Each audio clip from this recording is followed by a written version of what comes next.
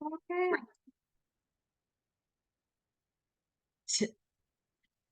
Lah sih ngono ancen. Terus aku harus bagaimana? Assalamualaikum warahmatullahi wabarakatuh. Perkenalkan saya Clara Aisyah dari kelas 3B absen 7. Di sini saya akan menjelaskan tentang diagram PMID tentang proses sistem operasi bahan baku. Di sini saya akan menjelaskan dulu apa itu feed tank, kolom, dan storage tank. Feed tank itu berisi cairan untuk dilakukan mixer dengan bahan yang lainnya. Lalu kolom berisikan cairan yang diproses dalam sistem feed tank. Kemudian ke storage tank merupakan tabung hasil akhir dari proses sistem tersebut. Dan di sini ada ini simbol heat exchange, yaitu alat pemanas cairan atau disebut heater. Kemudian ini ada centrifugal, itu instrumen pendorong atau pompa cairan agar dapat diarahkan sesuai kebutuhan. Lalu ada fill close, yaitu alat instrumen fill close untuk suatu cairan yang dicampurkan.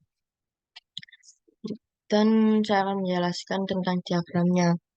Di sini ada dua bahan baku utama dalam pemrosesan ini, yaitu ada feed tank dan melalui FT110. Kita mulai dengan cairan FT10 dulu.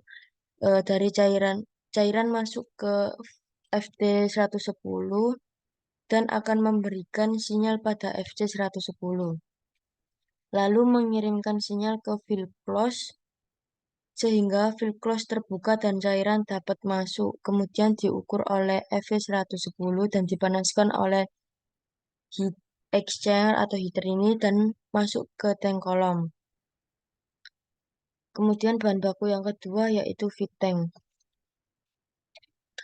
Dari feed tank, cairan akan didorong keluar oleh centrifugal lalu mengirimkan ke FT111 dan FC111 mendapatkan sinyal dan dikirimkan ke fill close atau FC dan FC terbuka sehingga cairan pada FT111 ini dapat terbuka lalu diukur oleh FV111 dan masuk ke tank kolom dengan bahan baku yang lainnya.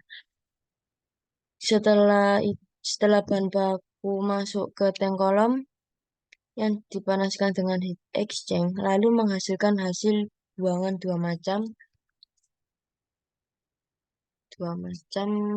Yang pertama, hasil buangan akan diolah lagi ke tank kolom dan yang kedua akan dikirim ke FT112 di sini. Dan FT112 ini memberi sinyal ke LT113, kemudian memberi sinyal lagi ke LC111 dan dikirim lagi ke FC112. Dan FC akan terbuka sehingga limbah dari proses pemanasan terbuang. Selain itu, tangki kolom juga akan menghasilkan hasil pokok yang akan dilanjut ke distillate receiver. Di sini, distillate receiver ini akan mengirimkan sinyal ke LT117 dan dikirim lagi sinyalnya ke LC117, lalu ke FC114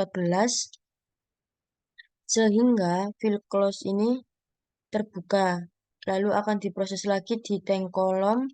Kemudian setelah diproses, tank kolom akan mengirimkan sinyal ke PT115 menuju ke PC115 dan fill close akan terbuka untuk membuang hasil limbah dari distillate reservoir yang akan dibuang melalui PV115 ini.